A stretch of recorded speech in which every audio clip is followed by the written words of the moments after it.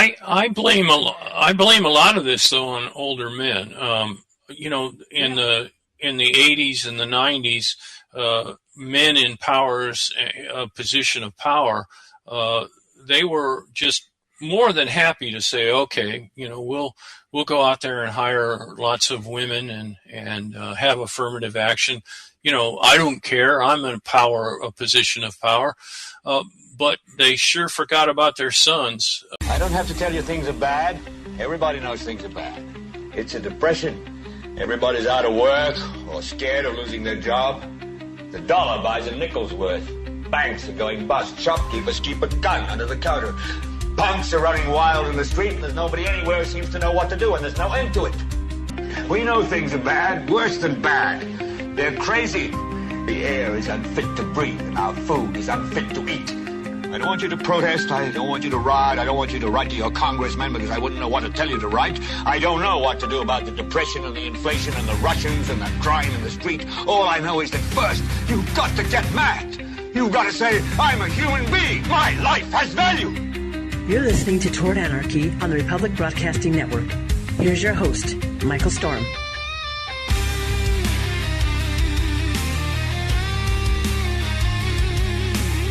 Welcome to Toward Anarchy. I'm Michael Storm. Thank you so much for joining me. As always, you can follow along at towardanarchy.com. You'll be looking for episode 2606 when we get down to it. When you get there, you'll see that my guest is Marc Defant, and he is a scientist who's challenging how we use science. He's been published in Nature. That's a magazine. I realize that it's 2020. And I may have to explain some of these terminologies. This is a magazine. They print words and pictures, and you could. This is a brand new. This just came out yesterday. Brand new edition of Heavy Metal magazine. But I thought it'd be fun to poke a little bit of fun at you guys who've never held anything in your hands to read it other than a phone or a tablet. National Science Foundation and National Geographic. That's a magazine. National Geographic is a magazine with words.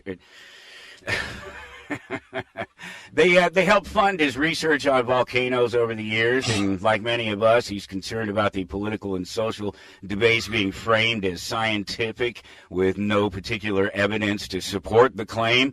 And like none of the rest of us, that led him to evolutionary psychology and philosophy as science. And now I guess he goes around applying hard science to socio-political narratives. You can find him at marcdefant.com. That's MarcDefant.com. And of course, the link's there at towardanarchy.com. Wherever you're catching the show today, give it a like, smash, pound, blast, whatever you got to do to get that like button to pay attention to you and recognize you and let us know that you're out there. We certainly appreciate it. It's the best way that you can help the show. Marc, thank you so much for joining me. You're another one of these guests that I run into on this Podmatch system, and this Podmatch system has just been so great for me. I've met so many great people, and when you reached out and you had the article and you pointed to the things you were talking about and the things that you've been doing, I just thought, man, yeah, this is another one of these chances to meet somebody who I'm going to find very interesting, is going to have some insight maybe that I haven't thought of. So I went through the paper. I didn't read the whole thing. I just sort of read the abstract and then through the conclusion, because I didn't want to read through the rest of it and answer any questions I might have had about how you reached your conclusion or how you got started on it. So hopefully, as we're going along, you can fill in the gaps. But like we were exchanging there on the Podmatch system, talking about what we may or may not want to talk about specifically. And just in general, this whole idea of all of these debates now, everything that pops up, there's some pseudo-science behind it that suggests it's real when we're talking about a lot of these social issues, and I'm sure we can get to each of them. So I just thought it'd be great to chat with you, so I appreciate you taking the time. Well, thanks, Michael, for having me on. I appreciate it. Looking forward to it. Well, there's a lot going on, and depending on where you're getting your information, you believe certain things about the world and about our politics and our social systems that aren't. They don't have any reality and basis. Everything from the law to the way the people understand the law and our justice system and the founding documents, the very foundation of the nation, and those are not particularly complicated ideas. Some of these other things, that's true. Pretty complicated, and they're confused. How do you even go from climbing around on volcanoes and searching through rocks and such like that to wondering about these political and social debates, because they seem like a world apart? They are a world apart. I guess I went from the physical world of explosive volcanoes to the much more dastardly world of politics, and I guess I'm not sure which one's more dangerous. But anyway, I guess somewhere in the 1990s, I read a book called The Moral Animal, and I got really interested in it's by Robert Wright, and it's about evolutionary psychology. And I got really interested in that field and started teaching in my science honors course. I taught a science honors course back then. And I guess I covered evolutionary psychology for a full 10 years or so, and got so interested in it and read everything I get my hands on that recently I felt like I had enough background in it to start writing some papers related to what I was seeing in feminist studies. Turns out that feminist studies they're vehemently against evolutionary psychology, at least most feminists. And I was quite surprised because it's a field that is pretty well substantiated with data and evidence, and it appeared to me that it just simply did not fit into their ideology. And I think that's quite striking. These are people on a university campus who are supposed to be getting somewhere near the truth when they talk about things in classes. And I felt like this was more of an indoctrination program than the ability for students to learn about something that, had significance in their lives. And so I called them out on it. That's okay. So you're noting something that has been noted in a lot of different places, and looking at a subject that people have thought these same things about, but you're looking at them from this scientific position as opposed to the political or activist position, and that gives you presumably clarity. But do you necessarily experience a change in speaking with someone, or do you not necessarily even make it a point to sort of change ideas as opposed to just put these things out there and suggest that this is the evidence you have to decide for yourself? Because I've found that it doesn't really seem to matter. It doesn't really seem to make any difference. That you can have science, that you can have math, you can have proof right there in front of your face, and that a lot of these people just don't care. Shockingly, I think that they don't care. I would agree 100%. I've had a debate with one feminist who was asked to write a counter to my paper, and I found that she just kept saying the same old things, that they constantly say, that evolutionary psychology is taking us back to the Dark Ages, and that it might hurt the movement and those kinds of things. Rather than dealing with the science itself or arguing against that, they don't. They just deflect and go about their merry way. And I find that even more disturbing.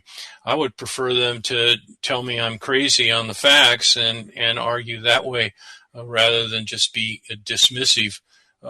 Ultimately, though, I think science wins out. And I do believe that if we reach the right people with the message, it will have an impact. Jordan Peterson for a long time has been saying a lot of the same things that I've been saying, and he's having a big impact, I think, especially with young males, and that's a target for me too. I want to I feel like the feminist movement is hurting males in general. And I think we need to make it clear what their objectives are. And I think it's to destroy the power structure they perceive that males have in this country. And I'm seeing just the opposite. I feel like males are, well, you know, we have the highest suicide rates compared to women. We more homeless men than women.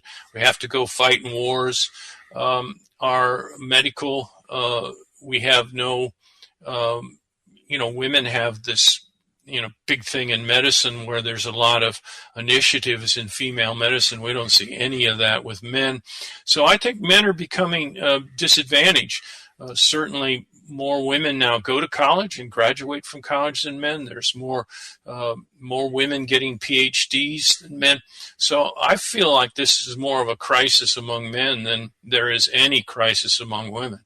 And I think it's being brought on by over the last decades of feminism.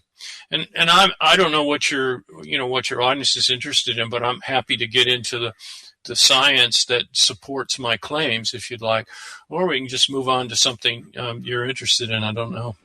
Well, no, I think it's fairly important to maybe look at the science, because I think that no matter what, my audience is presumably somewhere in between or whatever, outside of the political activist spectrum of ideas, and tries to rely more on the truth and facts and something sort of evidence-based. So I don't think there's any problem with just continuing to investigate the idea further. But I did want to touch on one thing, because I don't want to purposely or even incidentally point sort of fingers at women and say that that this is a problem specifically with women. This is just the problem that we're looking at. It's actually a problem for men too, one that is maybe a little bit newer for men, because it's been, in this same time period that we're talking about, that men have been demonized by this subset of women and this social thinking. That's what I see. Manipulation of the politics. Yes. And during that time, there have come along toxic men and these toxic representations for men. And I would suggest that the likes of an Andrew Tate, if you know who Andrew Tate is, falls into that category of there's some value in and truth in what's being said, but the very toxic nature of it is, I liken it very much to this later stage feminism that has destroyed it's inserted this idea that it's male toxicity that is a problem with the world, when it's really actually authoritarian toxicity. It's a manipulation from the government and the top down that has allowed a very small subset of the population of women to dictate what a man is supposed to be and what his position in a relationship is supposed to be in relation to women, instead of letting every individual woman and man decide for themselves what those things are to be. These people like the Andrew Tates and then this late stage feminism have inserted these false ideas in there about individual power being more important, and that placing an arbitrary high value on women. I just wanted to bring up the male part of it, because it's just something that it hit my mind not that long ago, sort of watching an Andrew Tate something or other, across there. I was thinking, you know what this is? This is the male version of toxic feminism. Oh, I've had some people tell me that before. I agree with you. What I've been doing is what evolutionary psychology does. Is it documents that the behavioral differences between men and women are real, and we've inherited them from our living in hunter-gatherer society. What the feminist movement is trying to say is that we are socially constructed. That is, that we're born with completely blank slates. We have no, if you will, instincts. when we're born, and that culture is everything that makes us the way we are. Evolutionary psychologists don't deny that culture has impact on us. For example, money, we wouldn't think without culture we would give no significance to money.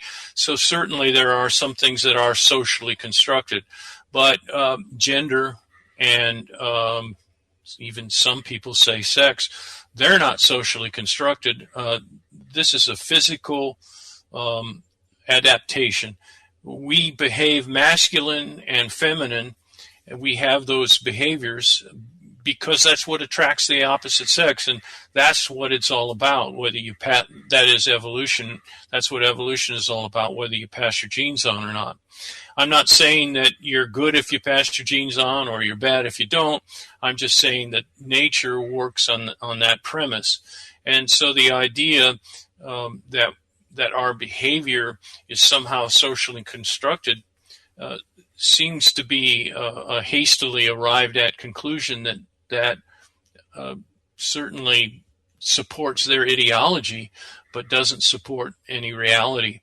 So my argument is that we've got to stop listening to this toxic masculinity that you brought up.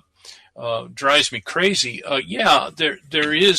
There are some bad things about masculinity. For example, men are much more violent than women, but that's primarily because we have 10 times the amount of testosterone that women have.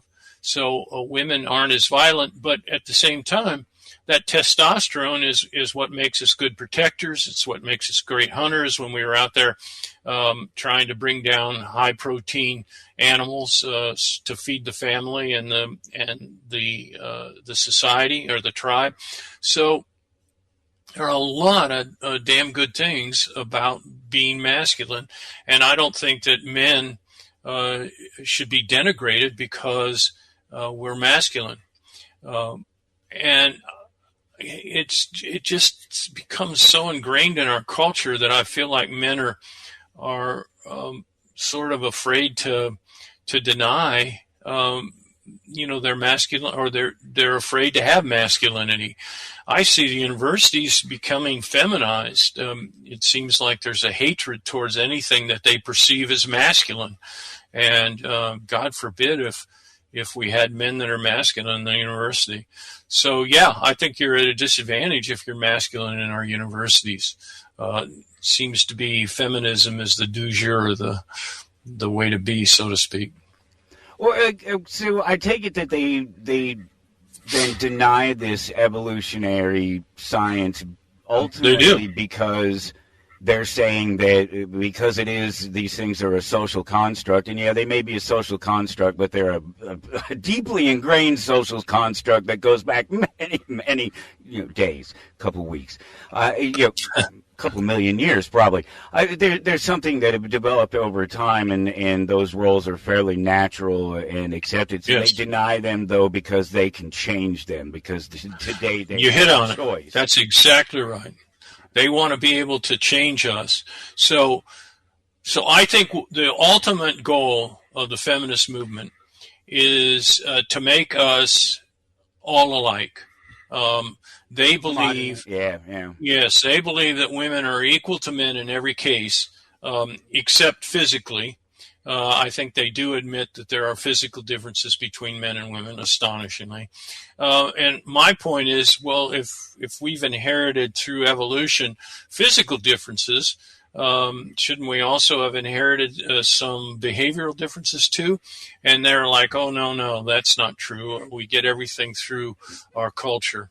So if you don't mind, let me go back a little bit, because you mentioned millions of years. You're right. It has been millions of years.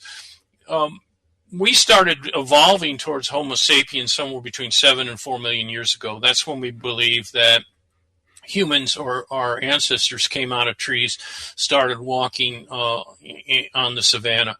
And we see a lot of evidence for that in the fossils that have been found. We were walking upright at least 7 million years ago. And we had brains about that time the size a little bit bigger than a chimpanzee.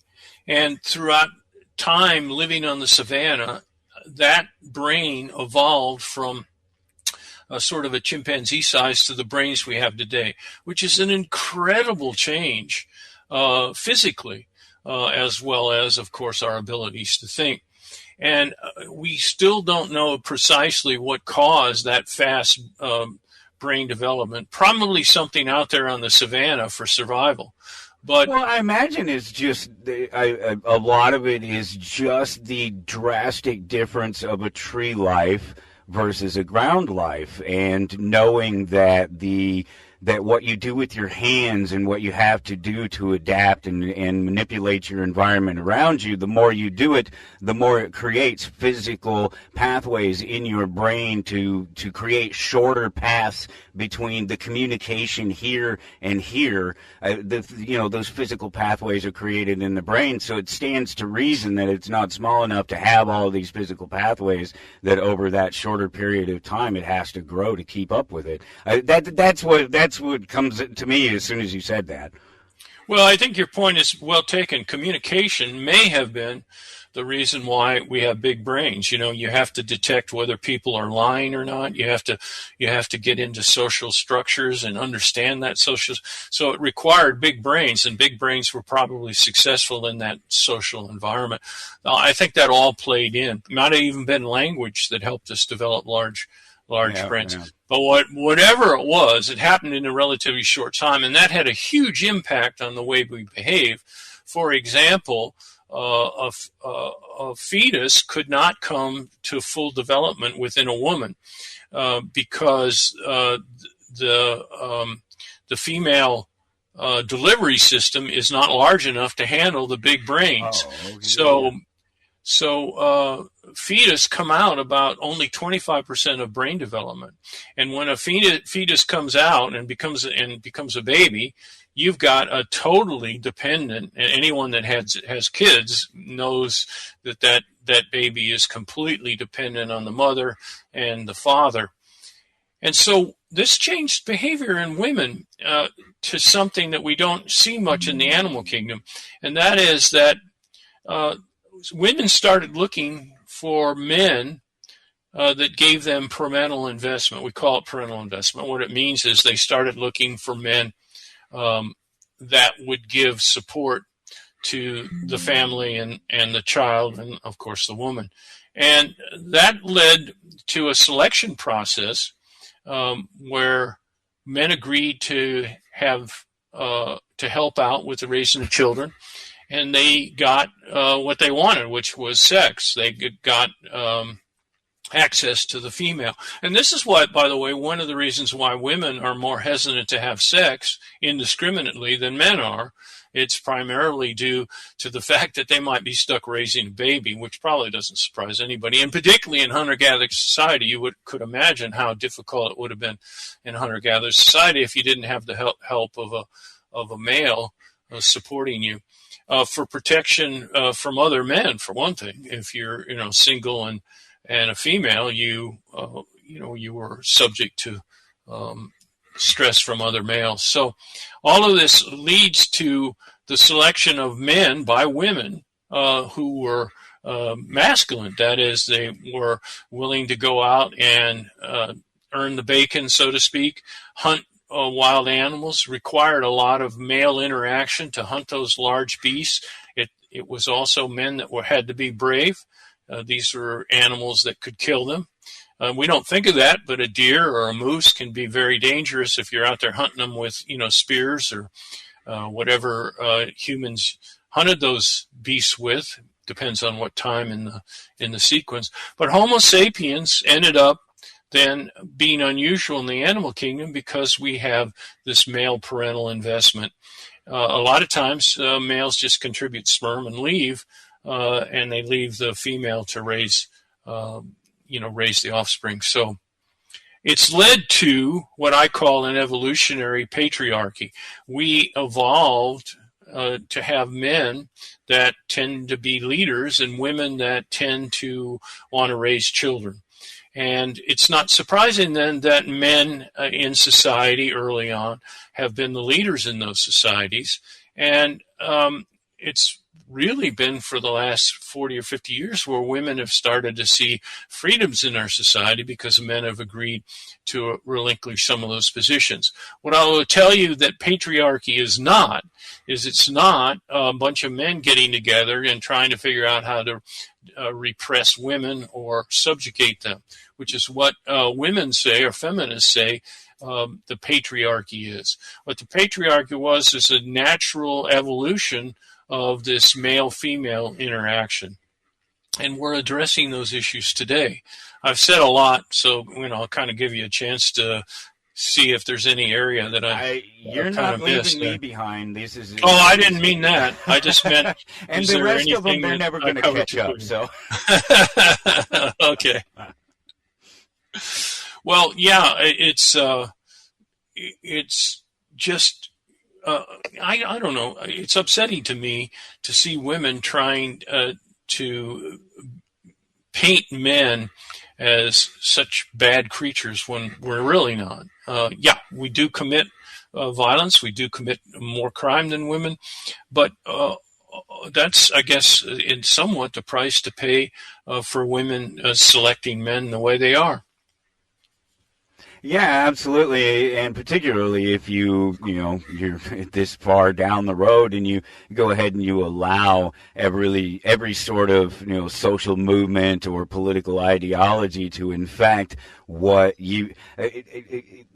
It's all about these personal experiences, right? You have a woman who's jilted, and then she hates men, and then she hears a story about independence, and you don't need no man, you can do it all on your own, you can take care of yourself, and the men are worthless, and you're just a sperm bank to them. They don't, they're just a sperm bank to you, and that's all you need them for, and that's even if you want to ruin your body and your health with having a baby and not pursue the things that are important to you. And that's not to say that none of that is true. It's just to say that it's probably not true for most people, and it's probably not the best thing for a relatively stable society. I think it's fairly obvious that as this sort of late-stage feminism, whatever they call it, as this later feminism has grasped onto the entire culture, and that it coincides with the rise of incels and the decrease in the family units and the decrease in the birth rate in general. No these are all things that are contributing to this, and it's all under a lie that every woman is going to be. I remember it very specifically being a thing when I went to college. Basically, when I went to K-State, basically when we showed up, they do this all over now. This is a thing that's fairly regular, but 30 years ago when I went to college, it wasn't necessarily the thing. But basically, they brought us into the room, all the freshmen. They brought us into this theater, and they sat us down, and they basically said, if you're a woman, that guy right there, and that guy right there, and that guy right there are going to rape you. That's the odds, Yeah, I know. And that's what DEI has done on campuses. They've put males at an incredible disadvantage. For example, I think they're kind of kangaroo courts in a way. They sit in judgment of males. Males cannot bring in any kind of lawyer to help them in these hearings. A lot of times a student will be kicked out of campus based on what the woman says without any kind of ability to argue against it. Now, I'm not saying rape isn't a serious problem, but campuses are one of the safest places on the planet for women. So I would just say that, I think men have to be really careful, really, really careful, because, we have this angry feminist out there that, is certainly willing to take our rights away. And, this whole idea that we should believe women, as if every statement a woman has ever made must be right.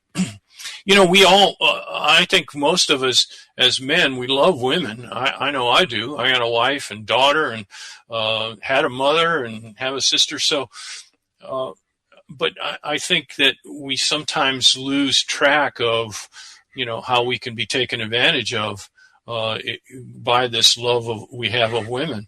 And,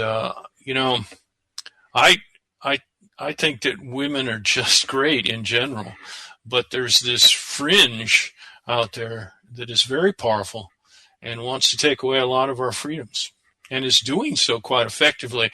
I would just point to you for example, one thing that comes to mind is the soccer teams in the United States. Look at the difference between women's soccer in America versus men's soccer.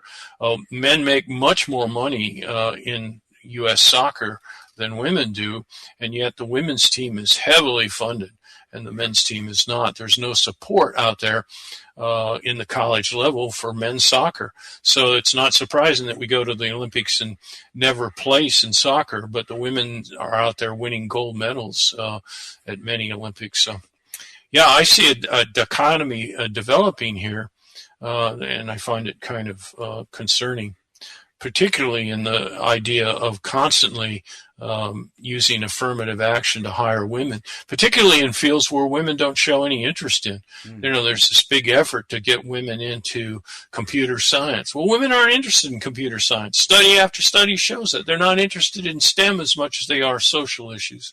And yet that's simply denied, and they move on trying to get more women into these fields. Even trying to open up, nursing to men.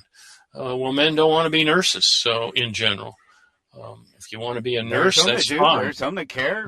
That's right, exactly. Yeah. If you want to be a nurse, that's fine, but don't force us to be nurses. It's an interesting thing because there's a parallel, and because this is, the whole female problem here that we're talking about has infected sort of every aspect of life, and it's the same thing. What you're talking about is exactly what's happened to Marvel and Disney and Star Wars. Oh yeah, this Kathleen Kennedy just left Star Wars, left Lucasfilm there because she just spent the last 10 years destroying it, trying to do exactly what you're talking about: shove Star Wars and space adventure down little girls' throats when they're not really interested. And so it shows the same problem all the way through, and it shows the same results at the end of it. And there's nothing good about it, but we keep playing the game. We keep rolling the dice, No, Hollywood is, not us. Right. That's it. No, we're drug into it. That's that's the political problem. That's where every social problem becomes a political problem, and the rest of us have to pay for it. Well, just take a look at films. How many times have we seen a woman come in and beat up 25 guys, in a karate fest or something? I mean, once in a while, maybe that would be nice, but we seem to be bombarded by this: women are physically the same or better than men. And, in the field of, there's not much question about men being physically superior to women. That doesn't mean that women are inferior in other aspects. It's not the same statement. We're just saying biology is there. So why are we seeing this in movies? And what's Hollywood after? I think it's generally trying to make all of us equal, all of us look equal when we're not. And my only concern is that if we keep down this pace, I think men are going to find themselves continually giving up many of the things, like, for example, affirmative action is destroying opportunities by men. We're not hiring the most meritorious. We're using it on the basis of skin color or gender. And this is, I find, destroying our country in many ways. China is not doing that. They're not, going, oh, yeah, we need to hire this many people here and this many people there. Hey, how about we use merit only? Yeah, it is the bigger concern, because that's right. That's where it manifests itself. It would be fine if it would just keep itself in this small subset of the population that actually have a problem, as opposed to it leaking out and infecting everybody else. And even if they themselves, even if a particular woman doesn't accept the ideology, everyone, not everyone around, but people around her do, and that has had the effect on the men, the opportunities, the prospects that woman has. I don't see it getting particularly better, because it's right in line with it. I agree.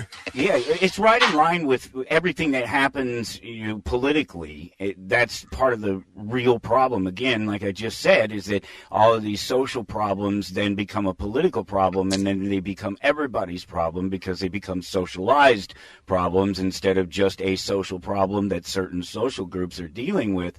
And that's the danger, is that it waters down everything. It waters down the talent pool. It waters down for what little talent there is, the talent pool of politics.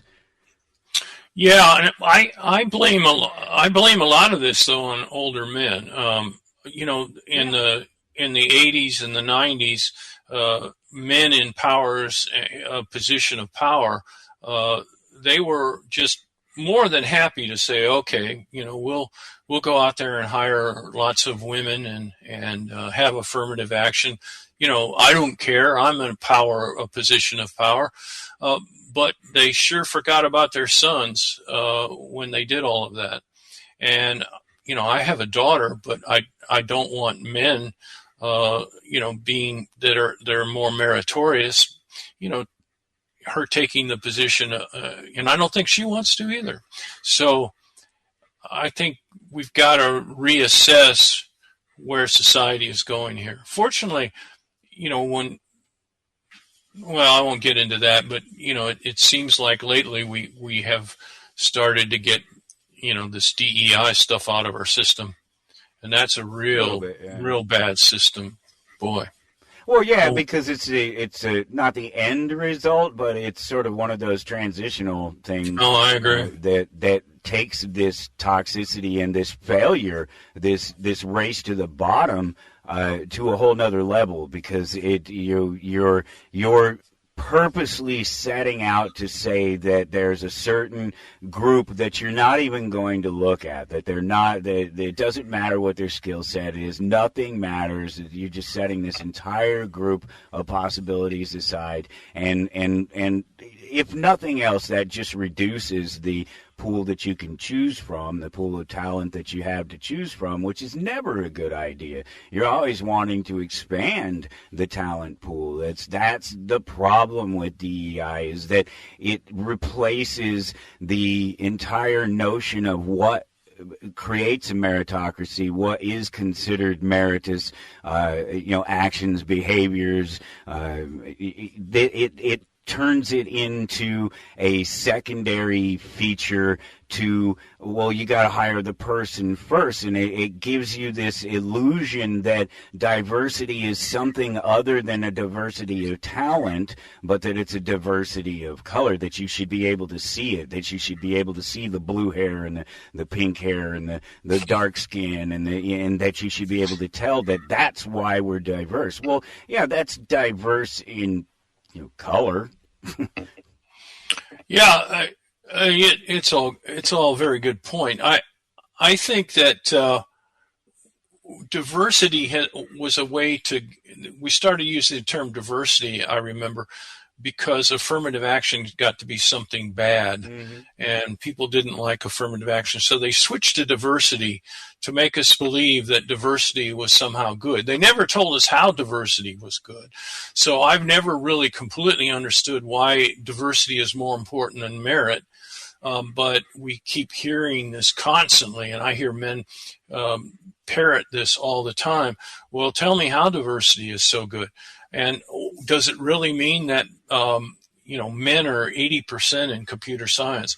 Does that mean that, we have to get it 50-50 because somehow diversity is going to make that feel better? I don't think so.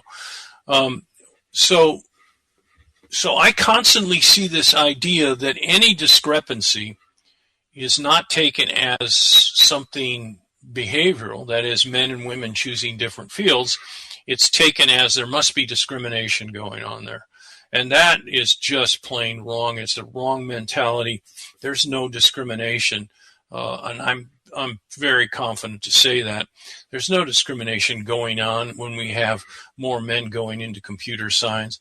Women economists have shown through their research that is not happening. Men tend to go into things like engineering and computer science because they're more interested in things than people.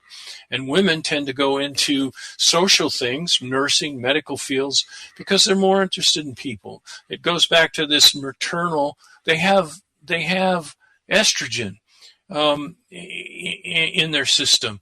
Hormones that we have shown give them maternal instincts. So we know from the physical world that they have, men and women definitely have different ideas of what they want to get into. And yet we're fighting this because of DEI, and we're told, that there's massive discrimination going on and men trying to suppress women all the time. And nothing could be further from the truth. But a lot of young students I see come in, male students in particular, believe this. It's astonishing to me that they accept this unquestionably. Well, yeah, and I'd like exactly and the what I was talking about earlier, where it doesn't matter if a particular woman or individual believes any of these ideologies. The That's men correct. that are around them do because their mother taught it to them, or their sister taught it to her, beat them into her, the last girlfriend beat or them society into taught it to them. I agree.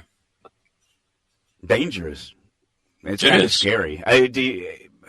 I think you're like me. I don't think you see an end to it because I think our political system is geared such that it sets us up for failure. The political system can be co-opted by small groups with their ideologies and their machinations about the way things should be, and they can cause great damage just simply because of the fact that once you get something institutionalized, it's almost impossible to turn that back. I agree. It's called the tyranny of the minorities. In fact, our early forefathers worried about this. We're certainly seeing it today, where a minority can be very powerful in our society. Which isn't a bad thing per se, except that... No, it's not. And the problem is that the government itself, the whole power structure itself is faulty, if you ask somebody like me, obviously, because it's based on the premise that you can take power that you don't have as an individual and through some magical voting ceremony give that power to somebody else. And now as a collective, when I couldn't rob my neighbor, I had no moral, legal right to take what belongs to my neighbor. But now my neighbor on the other side and I agreed that his stuff is forfeit, and it's just automatically forfeit. That's the base premise of our democracy, and the idea that you can vote to give somebody power. And once you have that failed basis for your society, everything that gets into that political system is going to be something that is a manipulation of some reality. It's not the real thing. I would argue that everything we see around us is built in spite of these manipulations and these people that try to control things, and that the best of the things that we have around us exist in spite of government, and that these control systems have never ever produced anything better. They certainly have never done it in America, because you can look at America and there's America the idea, and then there's America the reality, and the reality continues to be worse and worse. We're going through a period right now that's unlike anything that America itself has ever experienced, and we have the so-called conservative right party and people, the ones that believe in the founding of this nation, looking at the very foundational ideas and going, that's not important right now. What's important is the color of the skin, and that guy's going to get my job. I agree. We have a republic not a democracy. So fortunately, they keep saying that. We have a republic in the sense that we go along with the majority with certain rights set aside for the minorities. But I think over the years, the minorities have taken full advantage, if not more so than they deserve. So I think that's a concern. And it's interesting, women, even though they're the majority, are considered a minority. So well, it's sense. Because they're a minority in a space, right? And that's the Overton window problem, and it's something that's used everywhere and everything, whether people realize that that's what it is or not. You're just looking at this small little space. You got this whole big old picture right here, but all you're seeing is this right here. And if they want to adjust what you're seeing, they just kind of move this over here a little bit. And most of us at this point, their Overton window is kind of real. It's a real thing. It's about this big. Yep, I would agree. Yeah, we'll have to see where it all ends up, because I sit here and I talk about it every week, every single day of my life. What's getting better? What's changing? Are they fixing something? Have they ever fixed anything? So far, all I get is a resounding no. There's nothing. All it is more and more special interest trying to capture various aspects of the political and social system to force everybody else to behave or accept them for what they are, while at the same time hating everything and failing to accept the people that they're trying to make them accept. It's just this hypocritical circular logic and fight that I don't see. It just ratchets up. It never goes back down. It never gets better, because nothing is ever solved. Everybody's just one-upping the next one. Well, I do see something happening now where I think people are starting to step forward and speak up a little bit more. I think one of the things Trump has done is he's kind of silenced cancel culture a little bit.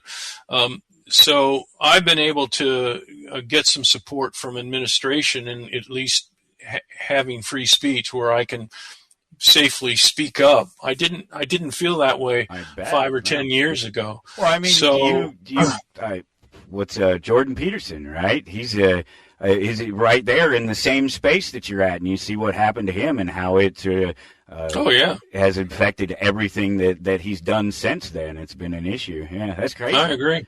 It is. But at least now we're seeing more people speak up, I think. I hope, anyway. A lot of organizations that are protecting students from educators that are woke, that have been indoctrinated in our universities and come out. DEI, we were talking about earlier, it's all based on this critical theory, which you've probably heard of it as critical race theory, but it's critical theory is a Marxist dogma that's been integrated throughout the universities. And DEI is sort of a result of that. And I think people say, well, it's just about people getting their rights, and no, it's not. It's about taking power away from certain people and giving it to others. And that's the basis of critical theory. If you get into critical theory and read about it, you get into Foucault and some of these other philosophers who talk about society in terms of power. And feminists have really picked this up by saying, constantly drumming this idea of patriarchy into our mind, where they constantly suggesting that men are in complete power, when nothing could be further from the truth. Everything seems to be now leaning towards, favoritism towards women. So I would argue that, we've got to kind of attack this before it, balloons even more. And I already sense that men are somewhat of a second-class citizens in our society, and we're becoming more so all the time. There's certainly there's a portion of them that are, and it's unfortunate because they're the ones that need the most help. They're the ones that were already going to struggle, that they were already going to have a hard time finding a particular mate or settling down because they're not particularly desirable. They're not powerful. They don't have a lot of money. They're just a normal person. Maybe they don't look that great, whatever. And that, so they've already got a strike against them. And then you go out and you set up this pseudo-intellectual, pseudo-scientific hierarchy system that is controlled by emotion as opposed to really truly just merit. We keep going back to that word, but it's so important because merit is what makes things improve. It's what makes things get better. You earn the right to say that what you do, the work that you put out, the knowledge that you have, whatever it is better. It's more. It gives you a different insight into what it is you're trying to accomplish, whether it's life or work or whatever it is, than the previous guy. And that's why you're where you're at. And there's no denying that with any of these people that these old white guys that you're talking about that allowed this to happen, that said, well, that's just fine. We'll just go. I'm in power, so I'm not worried about it affecting my power structure. But it certainly messed it up for anybody else. And this is a lot of the men, again, that they're already at that disadvantage because it's already natural for the women to make the decision in a relationship. It's their call. They're the ones that have that power. They can either decide they want to stay with the man or not, or be with the man at all in the first place. And so they already have that level of power. And you just stack all these things against him. You stack all these things against the young men, and you have this culture of blaming, was the Me Too culture, right? We were talking about that just a little bit, these little sort of kangaroo courts that they're having in the colleges and other places. Hell, in our actual court system, with the Johnny Depps and some of these other guys that have had to face these claims by some of these women. And it's just been for so long now that if a woman cries foul, that clearly it must be true. There's no reason why she would lie. Why would she use that to get, further her own interest? Yeah, I agree. If I could send one message to the young men out there, I would say that maybe a lot of men think that women put as much emphasis on good looks as men do, and that turns out to be cross-culturally. We find that men are very consistent in what they're looking for, and women are very consistent in what they're looking for. And women are looking for men that can bring home resources. So if you're not a particularly good-looking guy, I say worry not. A lot of men don't realize that they're alpha males.